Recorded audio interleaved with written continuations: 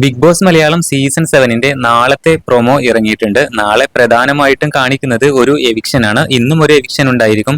എന്തായാലും നാളത്തെ എവിക്ഷൻ വളരെ വ്യത്യസ്തമായ രീതിയിലാണ്. ഇപ്പോൾ ഓരോ ആഴ്ചയിലെ എവിക്ഷനും വളരെ വ്യത്യസ്തമായ രീതിയിലാണ് ബിഗ് ബോസ് ചെയ്യുന്നത്. എന്തായാലും നാളത്തെ എവിക്ഷനും വളരെ വ്യത്യസ്തമായിട്ട് തോന്നി.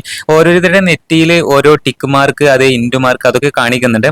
അപ്പൊ ആരാകും എവിക്റ്റ് ആകുന്നത് എന്നുള്ളത് നാളെയാണ് അറിയാൻ സാധിക്കുകയുള്ളൂ. ഇപ്പൊ ഒരുപാട് വാർത്തകൾ വരുന്നുണ്ട്. മസ്താനി എവിക്റ്റായി, ലക്ഷ്മി എവിക്റ്റായി എന്നൊക്കെ പറഞ്ഞുകൊണ്ടുള്ള വാർത്തകൾ ഇപ്പോൾ സോഷ്യൽ മീഡിയയിൽ നിറയുന്നുണ്ട്. എന്നിരുന്നാൽ പോലും ആരാകും എവിക്റ്റ് ആകുക എന്നുള്ളത് നാളെ തന്നെ നമുക്ക് മനസ്സിലാക്കാനായിട്ട് പറ്റുകയുള്ളൂ. ഒരുപക്ഷെ ലക്ഷ്മി ആകാനുള്ള സാധ്യത വളരെ കൂടുതലാണ്.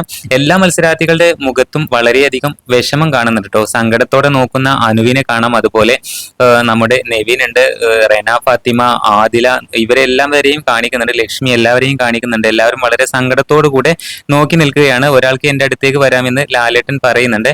എന്തായാലും നാളെയും പ്രധാനമായിട്ടും കാണിച്ചിരിക്കുന്നത് ഒരു എവിക്ഷൻ തന്നെയാണ്.